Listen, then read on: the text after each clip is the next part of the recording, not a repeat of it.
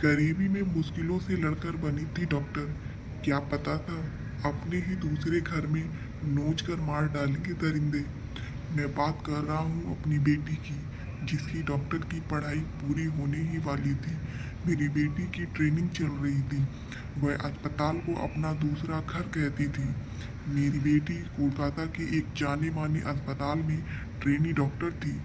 वह एक होनहार ट्रेनी डॉक्टर थी। एक दर्जी पिता की वह इकलौती बेटी थी।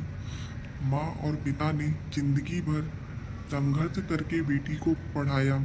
अब वह उनका बुढ़ापा में सहारा बनने वाली थी, लेकिन सब कुछ तबाह हो गया। माता पिता दोस्त शिक्षक उसके लिए एक ही शब्द कहते, योद्धा। मेरी बेटी 31 वर्षीय ट्रेनी डॉक्टर, उसका सपना था गोल्ड मेडल हासिल करने का। मैंने अपनी बेटी को पढ़ाने के लिए दिन रात मेहनत की।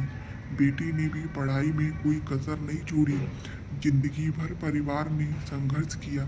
बेटी ने कोलकाता के धनी आबादी वाले उपनगर एक जाने माने अस्पताल तक का सफर तय किया। अब बेटी की बारी परिवार का कर्ज चुकाने की थी, लेकिन कुछ दरिंदों की वजह से अपने माता पिता का जीवन बेहतर बनाए बिना ही इस दुनिया से चली गई।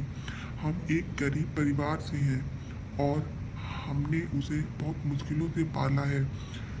उसने डॉक्टर बनने के लिए बहुत मेहनत की। हमारे सारे सपने एक रात में टूट गए। इंजीनियरिंग छोड़कर चुना मेडिकल। परिवार में सब उसे अच्छे अकादमी स्कोर और मृदुभाषी व्यवहार के लिए एक रोल मॉडल के रूप में जानते थे। उसने जेई और मेडिकल दोनों में सफलता प्राप्त की। इंजीनियरिंग छोड़कर मेडिकल चुना। उसने एमबीबीएस चुना और दो सरकारी मेडिकल कॉलेजों में कोर्स के लिए क्वालिफाई किया। जब उसने पीजी करने का फैसला किया तो उसने दो मेडिकल कॉलेज में क्वालिफाई किया, जो उसके सौदेपुर घर से बस से 1 किलोमीटर की दूरी पर है, को चुना। मेरी बेटी हमेशा से होनहार रही। वह एक पढ़ने लिखने वाली बच्ची थी। उसने माध्यमिक कक्षा 10th में 90% और उच्चतर माध्यमिक में 89% अंक प्राप्त किए थे। हमारी बेटी हमारे लिए सब कुछ थी। अस्पताल को वह अपना दूसरा घर कहती थी। उसने खुद को मरीजों के इलाज में डुबो दिया था। लंबे समय तक काम करने और पढ़ाई लिखाई में व्यस्त होने के कारण सोने के लिए भी समय नहीं मिलता था। फिर भी समय निकाल कर मुझसे बात कर लिया करती थी। एक दिन उसका फ़ोन नहीं आया तो मैं घबरा गया। फिर एक फ़ोन कॉल आया। मेरी बेटी के लिए कहा गया, वह बीमार है, तुम आ जाओ। अचानक ऐसी बात सुनकर मैं घबरा गया। हम लोग अस्पताल पहुंचे तो देखा कि बहुत भीड़ लगी है।